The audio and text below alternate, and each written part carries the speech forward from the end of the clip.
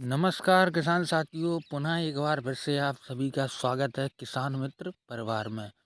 किसान साथियों, आज हम जानकारी लेकर के आए हैं कि गेहूं की फसल में कौन सा फर्टिलाइज़र, कौन सा खाद डालें बालियां निकलते समय कि गेहूं की बालियां मोटी हों, लंबी हों और दाना चमकदार हो। किसान साथियों, आज ही इस वीडियो में हम इसी विषय पर चर्चा करेंगे। किसान भाइयों, गेहूं खेती का एक प्रमुख हिस्सा है और यह हर किसान के लिए गर्व की बात होती है जब उनकी फसल से उच्च उत्पादन मिलता है। लेकिन अधिकतर किसान यही सोचते हैं कि अगर हमने फसल की शुरुआत में अच्छी खाद डाल दी और सिंचाई सही तरीके से कर ली तो उत्पादन अपने आप अच्छा होगा। हालांकि ऐसा हर बार नहीं होता है किसान साथियों। उत्पादन केवल पौधों की ग्रोथ पर निर्भर नहीं करता है, बल्कि बालियों की लंबाई और उनमें दानों की गुणवत्ता पर भी निर्भर करता है। उत्पादन बढ़ाने के लिए केवल शुरुआती खाद और सिंचाई पर निर्भर रहना पर्याप्त नहीं होता है। फसल की प्रत्येक अवस्था में सही पोषक तत्वों की आवश्यकता होती है। विशेष रूप से बालियों के विकास के समय यूरिया, 6 एलिमेंट न्यूट्रेट और नैनो यूरिया सही मात्रा में उपयोग करना बहुत ही आवश्यक है। किसान साथियों, आज इस वीडियो में हम यह जानने की कोशिश करेंगे कि किस प्रकार सही समय पर सही पोषक तत्व देकर आप अपने गेहूं की फसल का उत्पादन कई गुना बढ़ा सकते हैं और वह कौन से ज़रूरी आवश्यक उत्पादक हैं जिनकी सहायता से हमें गेहूं की बालियों का साइज बढ़ाकर अपने फसल के उत्पादन को अधिक कर सकते हैं। तो आइए किसान भाइयों, इस वीडियो में समझते हैं।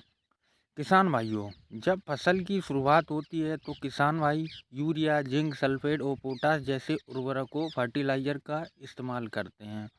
यह सही भी है क्योंकि यह शुरुआती ग्रोथ के लिए बहुत ही आवश्यक फर्टिलाइज़र होते हैं। लेकिन ये खाद केवल पौधों की जड़ों और तनों को मजबूती बढ़ाने के लिए होते हैं। शुरुआती ग्रोथ के लिए नाइट्रोजन बहुत ज़रूरी होता है, लेकिन यह बालियों के विकास के लिए पर्याप्त नहीं है। पोटाश और जिंक पौधों को प्रारंभिक मजबूती देते हैं, लेकिन इनका असर लंबे समय तक नहीं रहता है।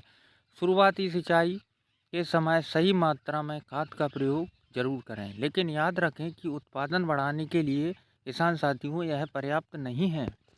किसान भाइयों, सिर्फ पौधों की ऊंचाई और शाखाओं की संख्या से उत्पादन नहीं बढ़ता है। असल में होता क्या है, बालियों की लंबाई और उनमें बनने वाले दोनों की गुणवत्ता सबसे अधिक मायने रखती है। जब पौधों में बालियां निकलने लगें तब उन्हें अधिक नाइट्रोजन, मैग्नीज और फेरस आयरन की बहुत ज़्यादा ज़रूरत होती है। इन पोषक तत्वों से पौधों में क्लोरोफिल की मात्रा बढ़ती है, जिससे प्रकाश संश्लेषण जितना बेहतर होगा। बेहतर प्रकाश संश्लेषण से पौधों में ऊर्जा का उत्पादन अधिक होता है, जो बालियों को लंबा और मजबूत बनाता है। किसान साथियों, तीसरे पानी के समय लगभग 70 से 80 दिन बाद पौधों में बालियां बनने लगती हैं। इस समय पौधों को अतिरिक्त पोषक तत्वों की बहुत ज़्यादा आवश्यकता होती है ताकि बालियों का विकास ठीक से हो सके। तीसरी सिंचाई के समय गेहूं की फसल में यूरिया 30 किलो पर एकड़ का उपयोग बहुत ही आवश्यक होता है, क्योंकि यूरिया नाइट्रोजन का मुख्य स्रोत होता है जो इस समय बालियों के विकास में बनने में मदद करता है। इसके साथ ही आपको CBD फर्टिलाइज़र 5 किलो एकड़ का उपयोग करना चाहिए। ये फर्टिलाइज़र हम आपको बता दें, CBD फर्टिलाइज़र ये किसी भी कंपनी का आपको मिल जाएगा।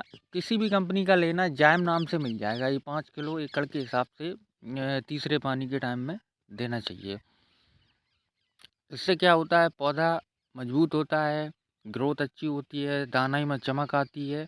तो इसका उपयोग करना चाहिए क्योंकि यह पौधों की जड़ों को मजबूत बनाता है और पोषक तत्वों को बेहतर तरीके से अवशोषित करने में मदद करता है। किसान साथियों, इसके अलावा आप मैग्नीशियम या मैंगनीज 1.5 किलो ADT फॉर्म में इस्तेमाल करें। यह क्लोरोफिल उत्पादन को बढ़ाता है, जिससे पौधों में ऊर्जा का प्रवाह अच्छा होता है। इन सभी उर्वरकों को मिलाकर पानी के साथ खेत में डालें। इसके बाद तुरंत सिंचाई करें ताकि खाद जड़ों तक बड़ी आसानी से पहुंच सके। किसान साथियों, ध्यान योग्य देने वाली बात यह है कि ब्लैक साइज मतलब जो काली मिट्टी होती है उसमें नमी अधिक समय तक बनी रहती है, इसलिए सिंचाई की ज़रूरत कम ही होती है। काली मिट्टी में बालियों का विकास सुनिश्चित करने के लिए 6 एलिमेंट न्यूट्रिएंट का स्प्रे करना बहुत ही अधिक फायदेमंद होता है। इसलिए दूसरे पानी के समय या बालियों को निकलते समय इसका स्प्रे ज़रूर करें। किसान साथियों, स्प्रे और खाद का संतुलन बहुत ही आवश्यक होता है। गेहूं की फसल की बालियों की लंबाई और अच्छा उत्पादन पाने के लिए स्प्रे और खाद के संतुलन पर ध्यान रखना बहुत ही महत्वपूर्ण होता है। अगर आप सिंचाई के समय खाद डाल रहे हैं तो स्प्रे की मात्रा कम करें। स्प्रे का इस्तेमाल केवल तभी करें जब फसल की ग्रोथ धीमी हो या बालियों का विकास कमज़ोर हो। किसान साथियों, अगर वीडियो आपको पसंद आया हो तो चैनल को सब्सक्राइब करें। हम खेती से संबंधित वीडियो लाते रहते हैं। चैनल को सब्सक्राइब करें। मिलते हैं अगले वीडियो में। धन्यवाद।